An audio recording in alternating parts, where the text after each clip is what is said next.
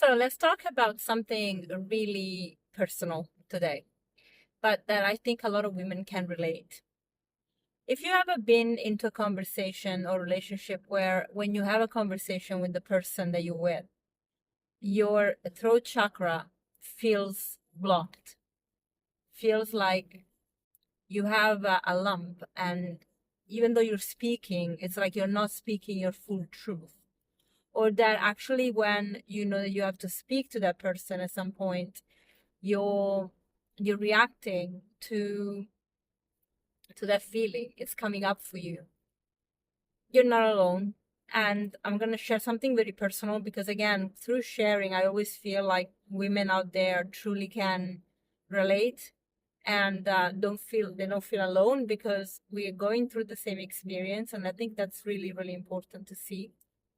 But basically, I I had forgotten this feeling, but this today came up again because in the last 2 days, I was in contact with Kyle about something that on the farm, and he said something that triggered me because um, he has been, I think he's been really putting the stops on the sale of the house by promising that he could buy me out when I think he knew that he couldn't.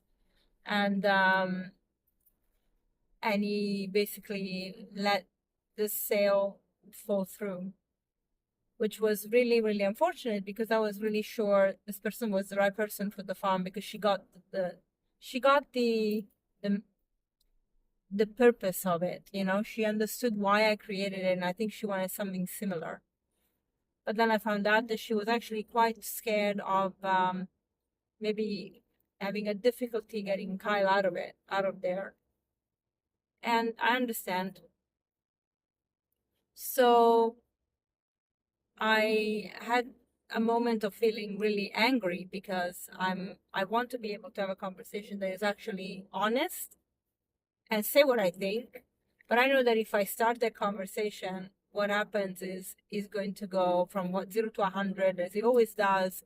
I'm going to get verbally abused, and I'm much more sensitive to this than I thought I was. But I started having this lump in my throat because there are things I want to say, but I'm not saying because I don't know if the aftermath of saying it is actually, or not even the aftermath, actually saying it and going through what is going to happen is worth it. So I had this moment and I'm like, oh my gosh, how many of us feel just that way because of a partner that we're with? And I think a lot of us do. A lot of us feel trapped and feel like we cannot speak our truth. And this is where the throat chakra will get very, very tight. And so that is one thing. And then I realized also how, I always prided myself on never falling into an abusive relationship because I'm a very strong person. And knowing that I'm very strong, I thought this will never happen to me, But actually, I was in an abusive relationship because, and I still am. Like when I speak to him, it's abusive because what I say and what I need and what I express and what I communicate is not heard, is not taken into consideration, is not important for him, and he will always put his needs and wants in front of me. But of course, I know it's a reflection of him being completely dysregulated, but equally I am not gonna justify it just because he's unhinged, and I don't need to take this situation, So I need to really, well, in the next 2 weeks things will change drastically for the better and for better and worse both. But it's gotta be done, and I just want you to know that if you are feeling that way, if you feel like you are with somebody that triggers this feelings in you, that is abuse. And that if you're a woman who feels like you cannot speak your truth and you feel like this blockage here in your throat chakra, don't think it's in your head. Don't think that it's just random. It's happening because that person is not allowing you to share openly without feeling attacked or getting attacked, verbally abused at times. Physical abuse can be part of it for some people. So let's just encourage each other, support each other to speak the truth, but always find a support system if you can to help you out. I found that having a therapist has been the best thing ever. However, I've noticed that because I haven't seen her in a couple of months now, in a month and a half, not because I didn't want to, she's just been really unavailable. I have started speaking about this to my friends, and I don't feel better for it because I feel like I'm complaining.